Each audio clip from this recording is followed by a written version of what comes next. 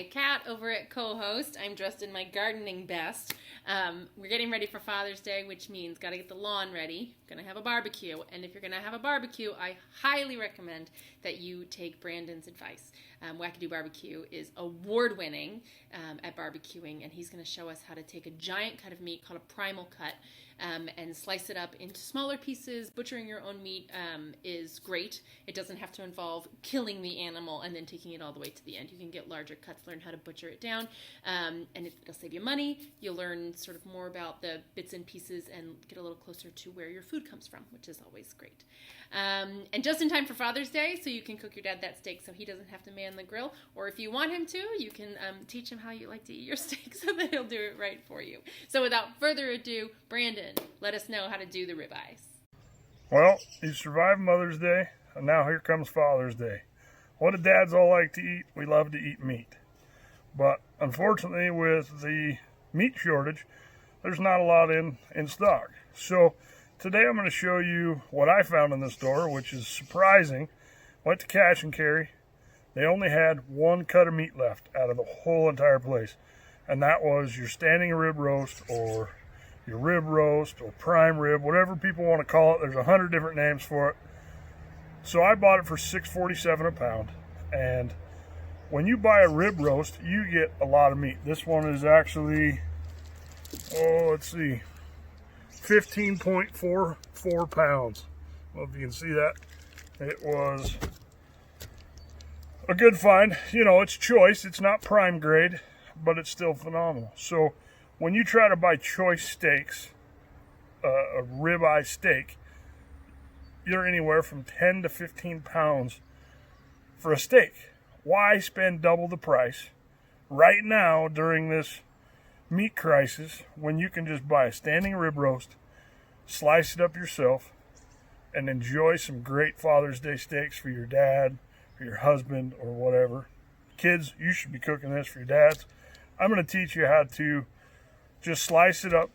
I'm going to do a brief thing on grilling it, and let's get started. You got your cryovac pack. It's got all your juices in it. Try not to get juices all over your table. But look at that. Your beef rubs come off of here. The butcher slice them out. Fat cap. I don't even worry about trimming this stuff. Just leave it. So you have some of your muscles here. Spinalis is going to run here. So this part, your bigger part, we call this the tri-heart. This has got one muscle, two muscle, three muscle. So we call this the tri-heart. This comes off your chuck side. This comes off your sirloin side. As you see, there's a very little spinalis and a big other muscle. So get a nice good slicing knife. First you're going to kind of dry it off a little bit so it doesn't slip around on you. I feel for any bones that are left from the ribs. Sometimes you'll get some bone fragments, but I don't feel any. So I like my 1.25 inches. So when we cook in the competition world, it's either from 1 1/8 to 1.25 inches, depending on the supplier. So this is a Dallas slicing knife. It's 1.25 inches long. So I just use that as a guide. But you can see how this is kind of turned a little bit. So the way I go in here is, if you started slicing this just like this, it's going to be perfect.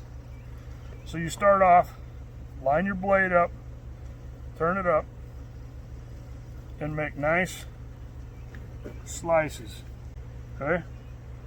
Turn your blade up. If you want them thicker, make them thicker. If you want them thinner, make them thinner. It's whatever you want. You're the one that bought the meat. Heck, you could take a couple of these steaks off here and then turn the rest into prime rib. Right now, with this crisis of meat right now, this will feed your family for a while. Don't do any pre-trimming, just cut it. Then when you want, we can go back and trim steaks as you want. Alright, so let's lay all these things out so you can see them. Some pretty nice looking meat.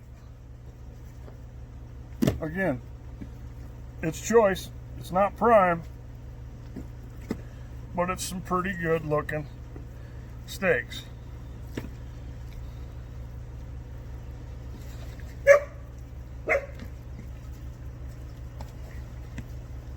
Cutting board's not quite big enough. So look at those. So these over here are actually from your chuck side. These are from your sirloin side. Key tip to all steaks for these of a ribeye variety, this muscle here is called the spinalis. That is your most tender bite ever. So when you're picking up a steak in the grocery store, you want to look at this muscle right here. That's where you're getting your nice bite from. We're going to trim one of these up, grill it up, and I'm going to show you guys. I'm not going to explain everything because if you visit Cohost, I am going to do a award-winning recipe and let you guys try one and let you cook one, and I'll cook right next to you side by side.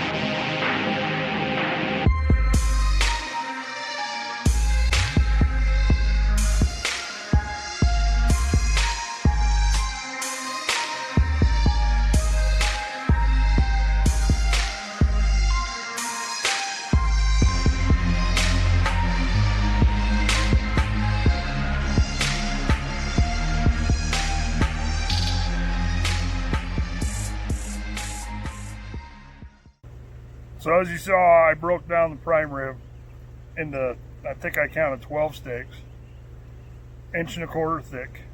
Save you a bunch of money, but this is the best part. If you caught my video before, I let these rest for about 15 minutes. I ran them to 135 internal temp, medium rare. So let's check these out and see what they look like.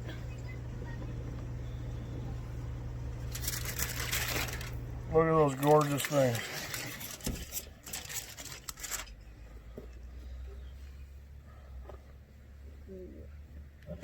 So I put strings on mine just to hold it, make it look fancy. You don't have to. Cross hatch marks. Your spinalis, you can kind of see it starting to separate a little bit right there. See what they look like.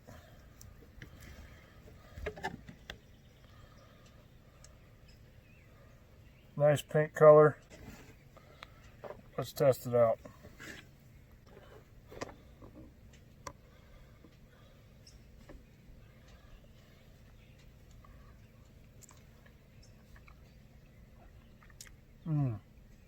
So soft, juicy. You taste the flavor, taste the smoke. What do you think, Gabe? Good. Come take a taste. Okay.